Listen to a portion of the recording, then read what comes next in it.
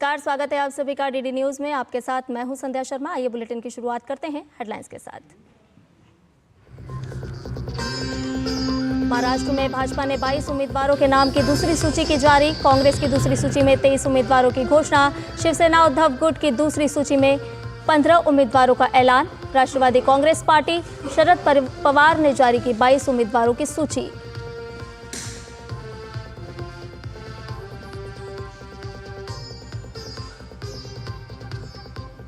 मथुरा में आरएसएस के अखिल भारतीय कार्यकारी की बैठक में बांग्लादेश से हिंदुओं के पलायन पर जताई गई चिंता। सुरक्षा पर दिया जोर। 2013 में वक्फ बोर्ड में किए गए संशोधन को बताया असंवैधानिक।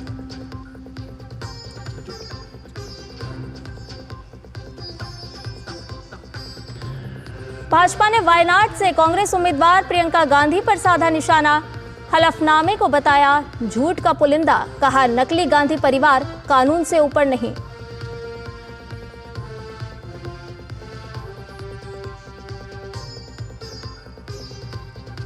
प्रदूषण नियंत्रण की समस्या पर केंद्रीय मंत्री शिवराज सिंह चौहान ने की महत्वपूर्ण बैठक।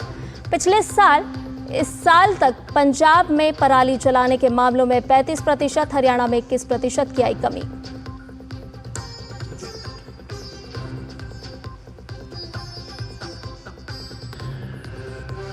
इजराइल ने ईरान के तेहरान, खुजेस्तान और इलम प्रांत पर किए हमले। 2 सैनिकों की मौत। ईरान ने की हमलों की निंदा। कहा हमें अपनी रक्षा करने का है अधिकार।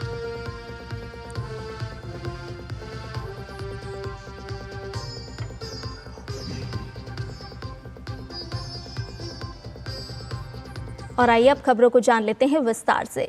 महाराष्ट्र विधानसभा चुनाव के लिए भाजपा ने उम्मीदवारों की दूसरी सूची जारी कर दी है। इस सूची में 22 उम्मीदवारों के नामों की घोषणा की गई है। भाजपा ने अपनी पहली सूची में 99 नामों का ऐलान किया था। इसके साथ ही पार्टी अब तक 121 उम्मीदवारों के नामों का ऐलान कर चुकी है। बीजेपी ने लातूर ग्रामीण सीट से कांग्रेस के दिग्गज नेता विलास राव देशमुख के बेटे धीरज देशमुख के खिलाफ रमेश कराड़ को टिकट दिया है।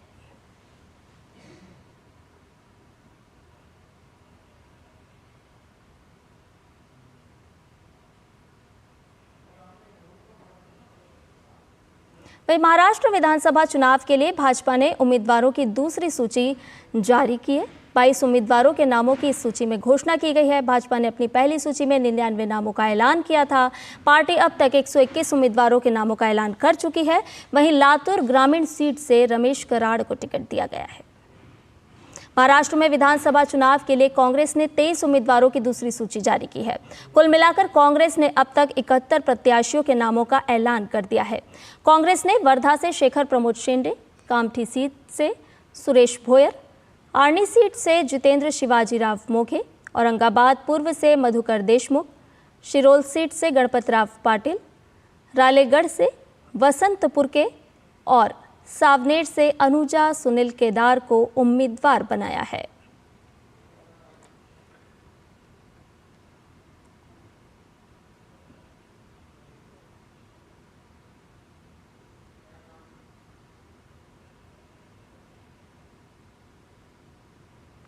इधर एनसीपी शरद पवार गुट के प्रदेश अध्यक्ष जयंत पाटिल ने महाराष्ट्र विधानसभा चुनाव के लिए उम्मीदवारों की दूसरी सूची जारी कर दी है। दूसरी सूची में कुल 22 उम्मीदवारों की घोषणा की गई है। पहली सूची में एनसीपी शरद पवार गुट के 45 उम्मीदवारों के नामों की घोषणा की गई थी। इसके बाद एक और लिस्ट सामने आई है। दूसरी सूची में अकोला से अमित भांगरे को उम्मीदवार घोषित किया गया है। भूम परांडा से राहुल मोटे को टिकट दिया गया है। गौरतलब है कि भूम परांडा से महाअघाड़ी के प्रमुख दल शिवसेना इससे पहले ही अपना उम्मीदवार उतार चुकी है। एरंडोल से सतीश पाटिल को उम्मीदवार बनाया गया है। बीड़ से संदीप क्षीरसागर, मालशीरम से उत्तम जानकर और नासिक पूर्व से गणेश गीते की घोषणा की गई है। उल्लासनगर से ओमी कलानी को टिकट दिया गया है। इधर महाराष्ट्र में विधानसभा चुनाव को लेकर शिवसेना उद्धव गुट की तरफ से प्रत्याशियों की दूसरी सूची जारी की गई है। शिवसेना उद्धव बालासाहेब ठाकरे ने दूसरी सूची की घोषणा की। पार्टी की दूसरी सूची में 15 उम्मीदवारों के नाम जारी किए गए हैं। धुले शहर से अनिल गोटे, चोपड़ा एससी से राजू तड़वी, जलगांव शहर से जयश्री सुनील महाजन और भी कई लोगों के नाम इस सूची में शामिल हैं।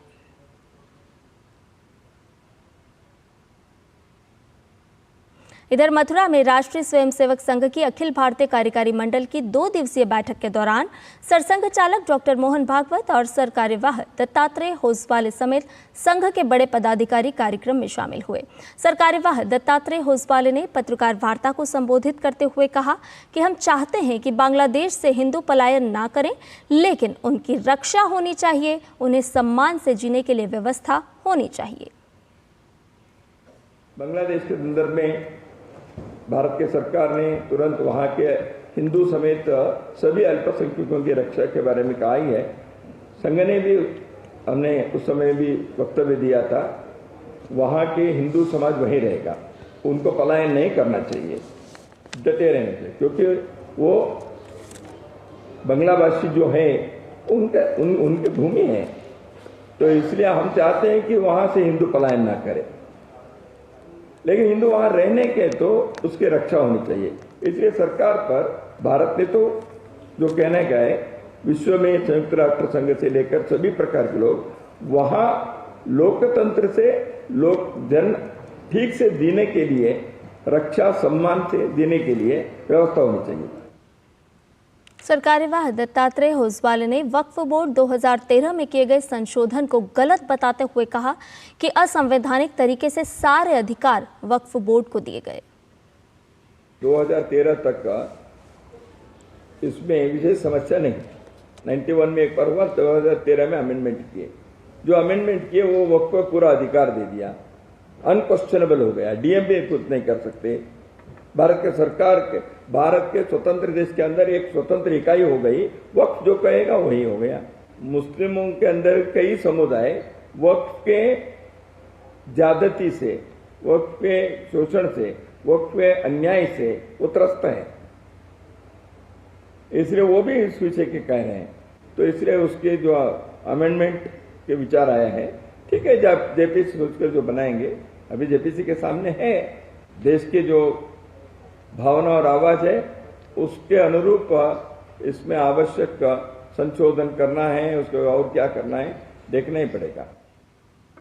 और इधर भाजपा के राष्ट्रीय प्रवक्ता गौरव भाटिया ने प्रेस कॉन्फ्रेंस को संबोधित किया। गौरव भाटिया ने वायनाड से कांग्रेस की उम्मीदवार प्रियंका गांधी पर निशाना साधा। गौरव भाटिया ने प्रियंका गांधी के द्वारा दिए गए हलफनामे को जनता के साथ धोखा बताया। कट्टर बेईमान, सबसे बड़े भ्रष्टाचारी पूरे विश्व में राजनीतिक कोई अगर परिवार है तो वो गांधी परिवार है। और जब बात आती है कि सार्वजनिक करिए अपनी जितनी संपत्ति है, जो असेट्स हैं, तो ये लोग सोचते हैं संविधान को तार-तार कर देंगे, कानून को झुका देंगे, जनता को बेवकूफ बना देंगे, क्योंकि हम नकली गांधी परिवार हैं। लेकिन ऐसा होने वाला नहीं है। लाखों लाखों ऐसे नागरिक हैं जो सजग हैं, वो लोकतंत्र के प्रहरी हैं, और उन्होंने ही ये मुद्दे तमाम प्लेटफॉर्म पे उठाए हैं। तो मैंने जो पहला सवाल उठाया, इसका पूरा पूरा विस्तृत वर्णन प्रियंका गांधी वाड्रा ने क्यों नहीं किया है। इधर छत्तीसगढ़ की राजधानी रायपुर के 2 दिवसीय दौरे के दूसरे दिन राष्ट्रपति द्रौपदी मुर्मू ने पंडित दीनदयाल उपाध्याय स्मृति स्वास्थ्य विज्ञान एवं आयुष विश्वविद्यालय के दीक्षांत समारोह में हिस्सा लिया। राष्ट्रपति ने दीक्षांत समारोह में छात्रों को डिग्री प्रदान की। दीक्षांत समारोह को संबोधित करते हुए राष्ट्रपति ने कहा कि सरकार लोगों के स्वास्थ्य को लेकर काफी सजग है। मलेरिया, फाइलेरिया और टीबी जैसे संक्रामक बीमारियों का पूरी तरह से उन्मूलन नहीं हो रही है। भारत सरकार इन रोगों के उन्मूलन के लक्ष्य के साथ आगे बढ़ रही है। अभी हाल ही में ट्रोकोमा नामक संक्रामक रोग जो अंधेपन का कारण बन जाता है था को समाप्त करने में भारत ने सफलता प्राप्त की है। जनजातीय समाज में सिकल सेल एनीमिया एक बड़ी समस्या है। भारत सरकार राष्ट्रीय सिकल सेल एनीमिया उन्मूलन मिशन के तहत इस समस्या को दूर करने के लिए प्रयासरत है। इससे पहले राष्ट्रपति द्रौपदी मुर्मू ने अपने छत्तीसगढ़ दौरे पर IIT भिलाई के चौथे दीक्षांत समारोह में मुख्य अतिथि के तौर पर शिरकत की। इस मौके पर उन्होंने कहा कि IIT भिलाई ने एम्स के साथ मिलकर स्वास्थ्य सेवा के लिए ऐप बनाए, जिनसे लोगों को बहुत मदद मिल रही है। एग्रीटेक, हेल्थ टेक और फिनटेक पर विशेष रूप से ध्यान केंद्रित कर दिया है। मेरे संज्ञान में लाया गया है कि IIT भिलाई ने स्वास्थ्य सेवा क्षेत्रों में एम्स रायपुर के साथ सहयोग करके मोबाइल फोन ऐप्स बनाए हैं, जिससे गांव के लोगों को घर बैठे ही चिकित्सा संबंधी मदद मिल जाती है। समस्याओं और मुद्दों के समाधान के लिए भी IIT भिलाई अन्य स्टेक होल्डर्स के साथ मिलकर काम कर रहा है। मैं ऐसे सभी प्रयासों के लिए IIT भिलाई की टीम को बहुत बहुत सराहना करती हूँ। इधर उपराष्ट्रपति जगदीप धनखड़ IIT जोधपुर के दीक्षांत समारोह में मुख्य अतिथि के रूप में शामिल हुए। उपराष्ट्रपति ने छात्रों को संबोधित करते हुए कहा कि आज के भारत में सरनेम से ज्यादा आपकी डिग्री और शिक्षा का महत्व है। उपराष्ट्रपति 2 दिन के लिए जोधपुर और जयपुर दौरे पर हैं। With an IIT and AIIMS and a national law university, it is not just Jodhpur alone. Institutions of national importance are continually dotting our landscape for over a decade or so across the nation. This educational spread out defines, in a sense, our continual developmental journey, at the root of which are the roots of the society. Bharat is undergoing much needed affirmative transformation. Today you are living in Bharat, where your character and merit matter more than your last name, something that was unthinkable a decade or so ago. इससे पहले उपराष्ट्रपति जगदीप धनखड़ ने बेंगलुरु में स्वर्ण भारती महोत्सव में श्रृंगेरी श्री शारदा पीठम द्वारा आयोजित नमः शिवाय पारायण में मुख्य अतिथि के रूप में अध्यक्षता की। इस मौके पर उन्होंने कहा कि धर्म भारतीय संस्कृति की सबसे मौलिक अवधारणा है, जो जीवन के सभी पहलुओं का मार्गदर्शन करती है। साथ ही साथ उन्होंने कहा कि ये मेरा सौभाग्य है कि मैं इस आयोजन में शामिल हुआ।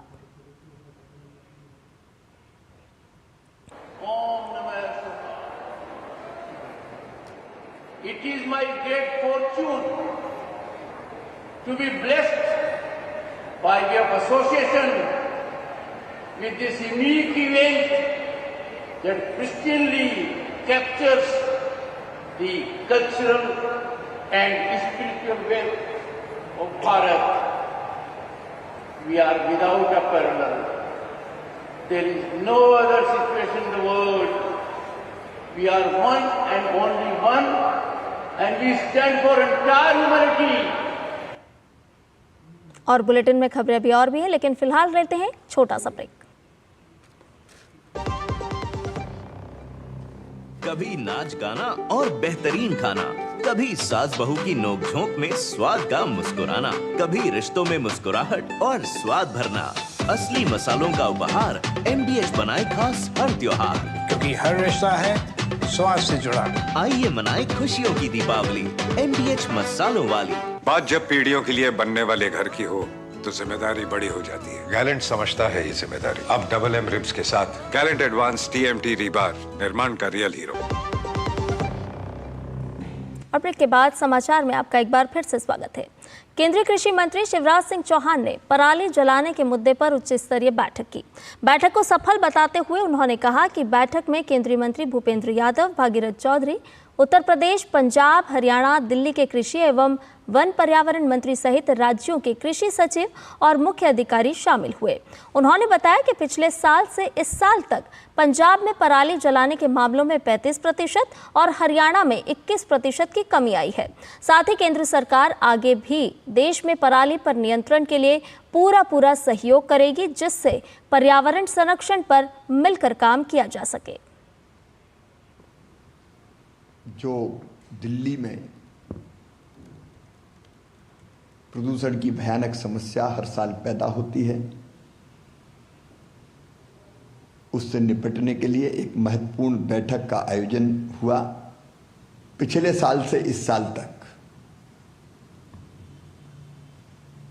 पराली जलाने की घटनाओं में पंजाब में 35% कमी आई है, हरियाणा में 21% कमी आई है।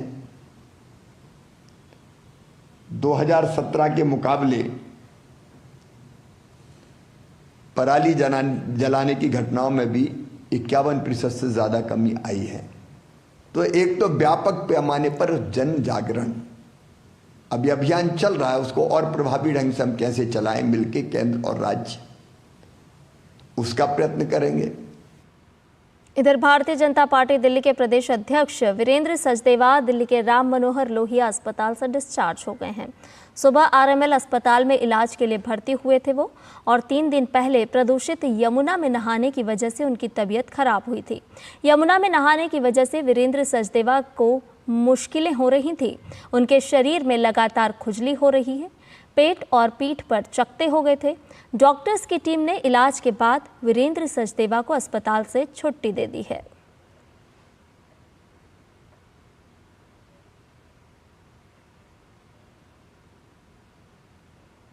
दिल्ली में बढ़ते प्रदूषण स्तर के चलते अब अस्पतालों में भीड़ बढ़ने लगी है। ओपीडी में रेस्पिरेटरों के लिए स्किन, आंख और मेंटल हेल्थ संबंधी परेशानियों को लेकर लोग पहुंच रहे हैं। मरीजों की बढ़ती संख्या को देखते हुए आरएमएल अस्पताल में प्रदूषण जनित रोगों के इलाज के लिए विशेष क्लिनिक भी खोला गया है। डीडी न्यूज संवाददाता अमरेंद्र गुप्ता के साथ बातचीत के दौरान आरएमएल अस्पताल में पॉल्यूशन रिलेटेड इलनेस क्लिनिक के डॉक्टर रमेश मीना ने प्रदूषण को लेकर कहा कि जिन लोगों को पहले से फेफड़ों की बीमारी है, उनको प्रदूषित हवा के संपर्क में आने से गंभीर बीमारी हो सकती है। लंबे समय तक प्रदूषित हवा में सांस लेने से सामान्य लोगों में भी श्वास संबंधी समस्याएं ट्रिगर हो सकती हैं, इसीलिए बचाव बेहद जरूरी है। दिल्ली के राम मनोहर लोहिया अस्पताल में एक पॉल्यूशन ओपीडी बनाया गया है, जहां पर एक बड़ी संख्या में लगातार मरीज आ रहे हैं। एक बड़ा सवाल, कितनी गंभीर समस्या है पॉल्यूशन और किस तरह के पेशेंट लगातार आपके पास आ रहे हैं? सबसे ज़्यादा सिम्टम्स राइनाइटिस के होते हैं, सोर थ्रोट होता है, गले में खिचखिच होती है, ये सिम्टम्स है। ज़्यादा सिम्टम्स आते हैं आँखों से पानी आना, नाक से पानी बहना हो सकता है, और जिनको कि पहले से ऑलरेडी बहुत सारी बीमारियां होती हैं, रेस्पिरेटरी सिस्टम से COPD, अस्थमा होता है, उनमें क्या चेस्ट का कंजेशन बढ़ जाता है और ब्रीदिंग डिफ़िकल्टी की प्रॉब्लम बढ़ जाती है। बच्चा है, उसको किस तरह की दिक्कतें हो रही हैं? बच्चे जो कि स्कूल में जाते हैं वो सबसे पहले पॉल्यूशन के टच में वो आते हैं। बुजुर्ग जो ऑलरेडी बीमार होते हैं या सांस लेने में दिक्कतें, उनको किस तरह की गंभीर समस्याएं होती हैं? बच्चों में मोस्टली अभी जो खांसी का होना, ब्रीदिंग डिफ़िकल्टी होना, नाक से पानी आना, ये परसिस्टेंट रहता है। तो ऐसे सिम्टम से और पॉल्यूशन रिलेटेड इलनेस से बचने के लिए हमें बेसिकली सबसे अच्छा है कि उपाय सबसे बेहतरीन है कि सबसे ज़्यादा कॉमन है कि जो कि कोविड के टाइम पे भी चला था कि एक रेस्पिरेटरी एटिकेट्स होते हैं। रेस्पिरेटरी एटिकेट्स यदि हम छींकते हैं तो एक रुमाल का यूज़ करना चाहिए, और मास्क बहुत ज़रूरी है। बुजुर्गों की जो मैंने बात की, बुजुर्गों में किस तरह की बीमारी होती है? क्योंकि बुजुर्गों की उम्र ज़्यादा होती है और वो अगर इस तरह के पॉल्यूटेड एयर में आते हैं तो उनको किस तरह की बीमारी का सामना करना पड़ा है? बुजुर्गों को सबसे ज़्यादा दिक्कत होती है chronic obstructive pulmonary disease, asthma की, या कोई हार्ट फेलियर का केस है वो, या कोई भी and organ disease like chronic liver disease, CKD। तो उसमें क्या है, डिजीज़ वर्स कर जाती हैं। जो कि स्टेबल डिजीज़ होती है वो भी एक्यूट मतलब एग्जर्वेशन के साथ हॉस्पिटल में प्रेजेंट करते हैं। तो उसमें ये एडवाइस किया जाता है कि वो पॉल्यूशन से दूर रहें। मॉर्निंग आवर्स और इवनिंग आवर्स में आउटसाइड वॉक के लिए कम ही जाएं तो बेटर है। चिकित्सक होने के नाते आप हमारे दर्शकों को क्या एडवाइस देते हैं? क्या सावधानियां इस पूरे सीजन में रखनी होगी? इसमें सावधानी यही रखनी है, सबसे पहले तो अपनी डाइट का ध्यान रखना है। उसके बाद है कि आपका एक्सपोजर कम से कम होगा पॉल्यूटेंट्स के लिए, और जो कोई अफोर्ड कर सकते हैं वो घर में एक अच्छी क्वालिटी का एयर प्योरीफायर यूज़ कर सकते हैं, अच्छा है। जिस तरह से लगातार दिल्ली की हवा जहरीली हो रही है, एयर पूरा पॉल्यूटेड हो रहा है, ऐसे में आम लोगों को खासी सावधानियों का ख्याल रखना होगा। कैमरामैन मोंटी के साथ अमरेंद्र गुप्ता, DD न्यूज़, दिल्ली।